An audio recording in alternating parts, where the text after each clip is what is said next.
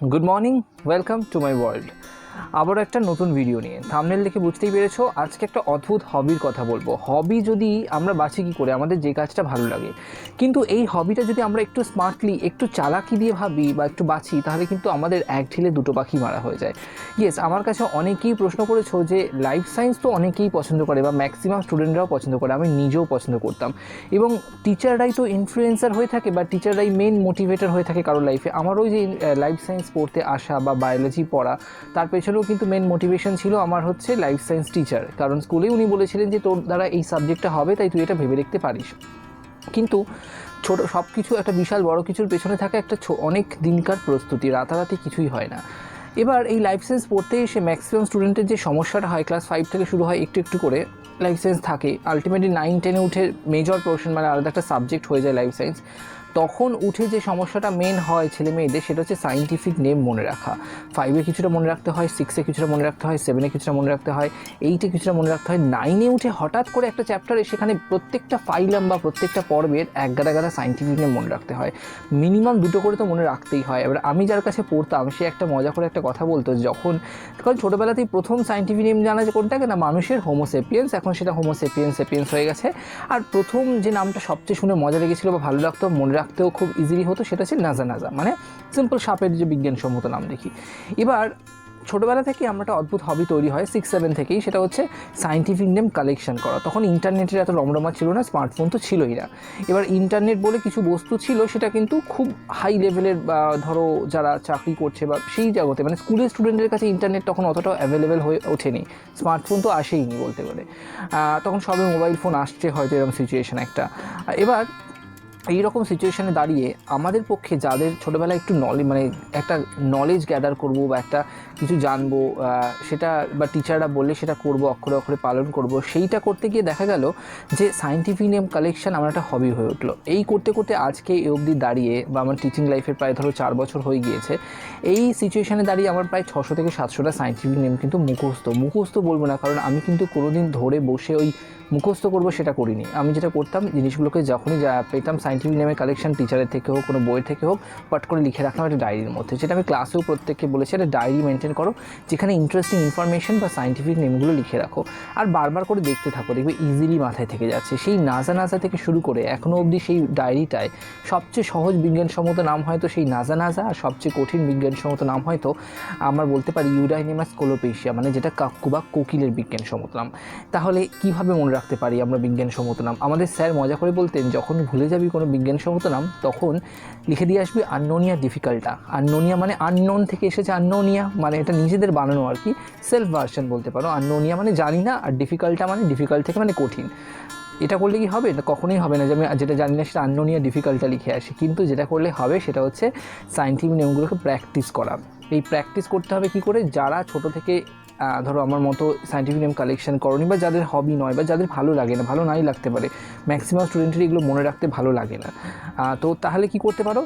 এবার life science পড়তে গেলে বা বায়োলজি পড়তে গেলে আমার ব্রেনটাকে কম্পিউটারের মতো বানাতে হবে, প্রচুর কিছু মনে রাখতে হবে, প্রচুর ডিফিকাল্ট নাম, এগুলো তো রয়েইছে, মনে রাখতেই হবে। জিনিসটাকে ভালোবেসে করলে অনেক ইজি হয়ে যাবে। তাই প্রথম যেটা শর্ত মনে রাখার, সেটা হচ্ছে ভালোবেসে করতে হবে। সেকেন্ড শর্ত, সায়েন্টিফিক নেম মনে রাখবো সায়েন্টিফিক্যালি। কী করে না, সায়েন্টিফিক্যালি কীরকম?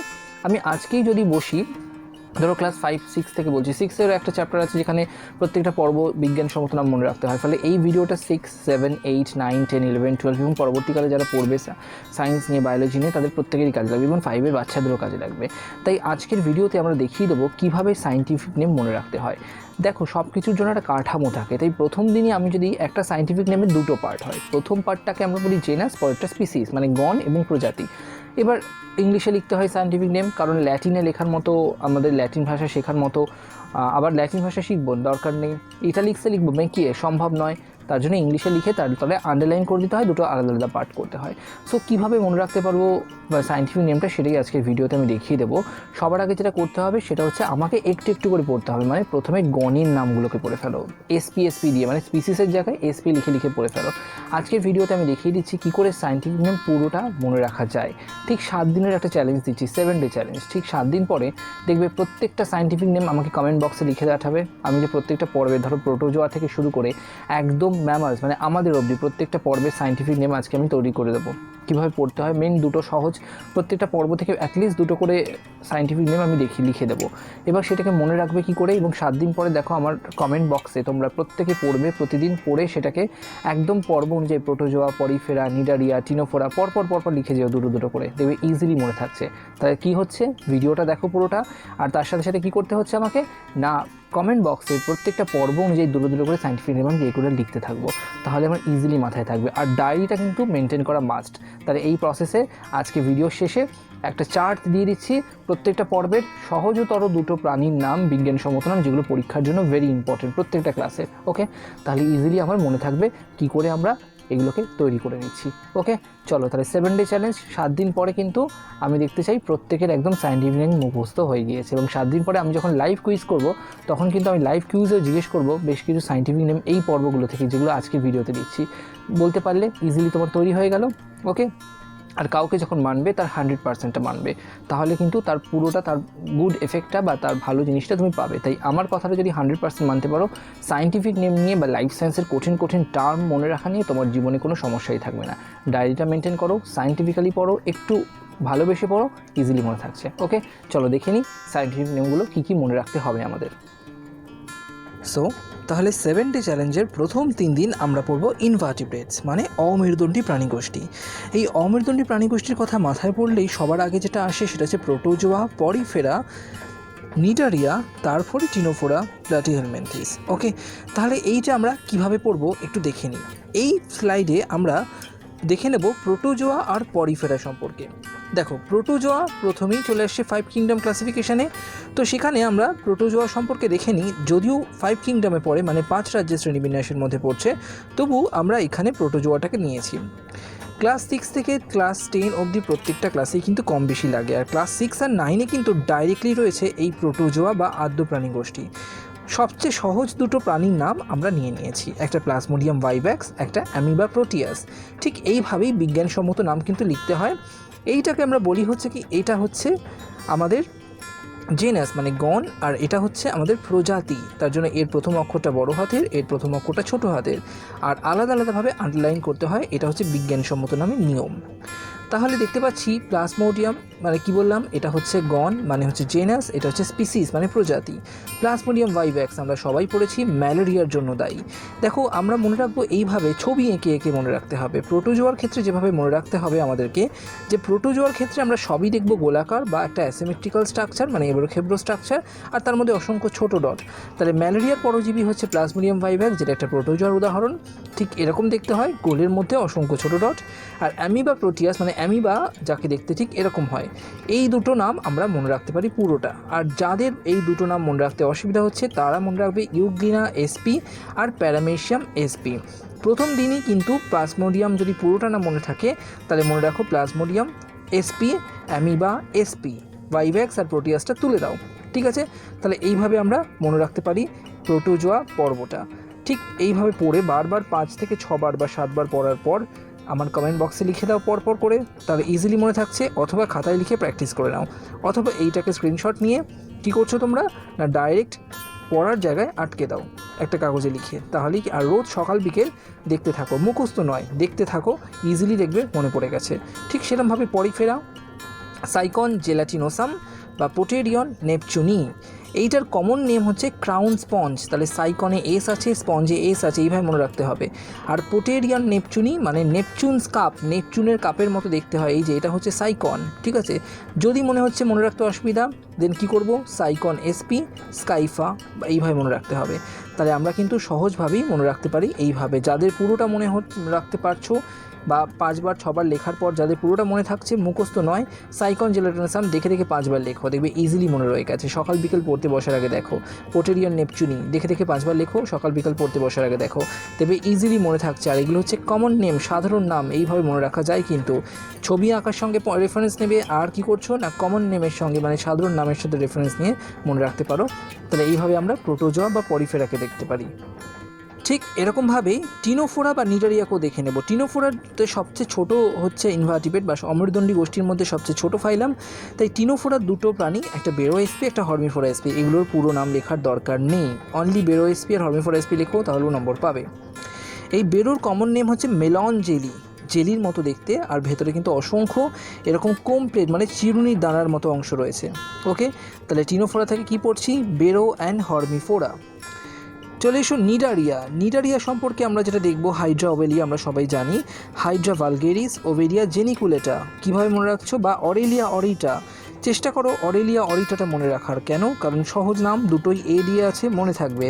জেলিফিশ সায়েন্টিফিক নেম হচ্ছে অরেলিয়া অরিটা, ঠিক এরকম দেখতে হয়। ওকে, আর কি বললাম, ওবেলিয়া মনে রাখো, ওবেলিয়া জেনিকুলেটা, সি ফার।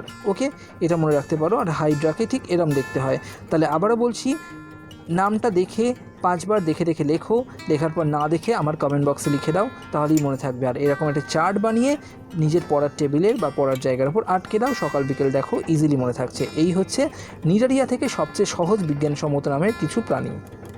চলে এসো প্লাটিহেলমিনথিস, মানে কারা, ফ্যাসিওলা হেপাটিকা আর টেনিয়া সোলিয়াম। ফ্যাসিওলা হেপাটিকা মানে কারা, লিভার ফ্লুক মানে যকৃৎ কি মেয়ে যেরকম দেখতে হয়, ঠিক আছে। হেপাটিকা মানে কি, হেপাটিকা মানে লিভার, আর প্লাটি মানে পাতলা, তাহলে এরকম লিভারে থাকে, লিভার ফ্লুক, এইভাবে মনে রাখতে পারি কিন্তু আমরা। আর পরেরটা কি, টেনিয়া সোলিয়াম, মানে দেখো সুতোর মতো দেখতে, তাই একে বলা হয় টেপ ওয়ার্ম। দেখো টেপের মতো দেখতে হচ্ছে, ঠিক হাইট মেজারিং বা যেগুলো দিয়ে আমরা জামা কাপড় মাপি সেই টেপ, তাহলে এইভাবে মনে রাখতে পারি। তাহলে কমন নেমও কিন্তু বিজ্ঞানসম্মত নামের পক্ষে সহজ মনে রাখা, মানে সাধারণ নাম। কারণ আমরা যদি টেপ ওয়ার্ম মনে রাখি তাহলে ছবিটা মনে পড়ে যাবে, তখনই মনে পড়ে যাবে টেনিয়া সোলিয়াম। আর ঠিক আমরা যদি ফ্যাসিওলা হেপাটিকা, হেপাটিকা শব্দটা মনে রাখি, তাহলেই মনে পড়ে যাবে আরে লিভার মানেই তো হেপাটিকা, তাহলে সেখান থেকে লিভার ফ্লুক মানে ফ্যাসিওলা হেপাটিকা, ঠিক এরকম দেখতে হয়। তাহলে এইভাবে আমরা কিন্তু দেখে নিলাম 4টে পর্বের সবচেয়ে সহজ প্রাণীগুলো এবং তাদের সাধারণ নাম, বিজ্ঞানসম্মত নাম এবং তাদের ছবি। চলে আসবো নিমাটোডা। নিমাটোডা মানে আমাদের অ্যাসকেলমেন্থিস, মানে অ্যাসকারিস। এই যে অ্যাসকারিসকে এরকম দেখতে হয়, গোল কৃমি বলা হয়, এটা কিন্তু অ্যাসকারিসের ফিমেল, এরকম দেখতে হয়। মেলের কিন্তু এটাকে লাইফ সায়েন্সে বায়োলজিতে এটা দিয়ে চিহ্নিত করা হয় ফিমেলদের, এটা দিয়ে মেলদের। মেল অ্যাসকারিসের দুটো বডির প্রান্ত কিন্তু বাঁকানো এবং সরু, আর ফিমেল অ্যাসকারিস প্রাণীতে তলোয়ারের মতো দেখতে। ওকে, তাহলে অ্যাসকারিস লুম্ব্রিকয়েডিস, রাউন্ড ওয়ার্ম মানে গোল কৃমি, এটা একটু কষ্ট করে মনে রাখতে হবে, কিছু করার নেই। পরেরটা অত্যন্ত সহজ, লোয়া লোয়া, একদম সহজ, আমাদের চোখের মধ্যেই কৃমিটা হয়, সেজন্য এটাকে বলা হয় আই ওয়ার্ম। দুটোই সেম নেম, লোয়া লোয়া, ইজিলি মনে থাকবে। বাট লেখার সময় এই এল বড়, এই এল ছোট, এটা কিন্তু মনে রাখবে। তাহলে নিমাটোডাটাও এইভাবে হয়ে গেল। অ্যানেলিডা, ফেরেটিমা পস্থুমা, দুটোই পি দিয়ে আছে। ফেরেটিমা পস্থুমা কার নাম, আর্থওয়ার্ম মানে কেঁচো। আর নেরিস ভাইরেনিস, ঠিক আছে, কার নাম, ক্লান ওয়ার্ম, ক্লানের মতো দেখতে হয়। তাহলে কীভাবে মনে রাখছি, যদি প্রথমে অসুবিধা হয় তাহলে এইভাবে মনে রাখো, ফেরেটিমা এসপি, নেরিস এসপি। পরের দিন ফেরেটিমা পস্থুমা অ্যাড করে দাও, নেরিস ভাইরেন্স অ্যাড করে দাও। ওকে, যদি অসুবিধা হয় প্রথম দিন খালি অ্যাসকারিস লোয়া, প্রথম মানে জেনাসের নামগুলো মনে রাখো, মানে গণের নামগুলো। পরের দিন যখন প্র্যাকটিস করবে তখন প্রজাতির নাম অ্যাড করে দাও। কি বলছি, দেখে দেখে 5 বার লেখো, ইজিলি মাথায় থাকবে। তারপরে হাত চাপা দিয়ে আমার কমেন্ট বক্সে অথবা নিজেদের খাতায় লিখতে থাকো, তাহলে দেখবে ইজিলি মনে থাকছে। এই হয়ে গেল অ্যানেলিডা। চলে এসো আর্থোপোডা। বম্বিক্স মরি, সবচেয়ে সহজ নাম, মানে সিল্কওয়ার্ম রেশম মথ। অ্যান্ড এপিসিন্ডিকা মানে মৌমাছি, হানিবি, সবচেয়ে সহজ দুটো নাম দিয়ে দিয়েছি। এছাড়াও আরও একটা ইন্টারেস্টিং কথা বলি, লিমিউলাস এসপি। এই লিমিউলাসকে বলা হয় রাজ কাঁকড়া, এই দেখো এরকম দেখতে হয়ে থাকে। একে বলা হয় লিভিং ফসিল, মানে জীবন্ত জীবাশ্ম। ওকে, আচ্ছা চলে এসো মোলাস্কা। পাইলা গ্লোবাসা, পাইলার কমন নেম কি, অ্যাপেল স্নেল, মানে এই যে আপেলের মতো দেখতে হয়, আপেল শামুক বলা হয়, ঠিক আছে। তাহলে কিন্তু আমরা ইজিলি মনে রাখতে পারবো এইভাবে। আর অক্টোপাস ভালগেরিস মানে ডেভিল ফিশ।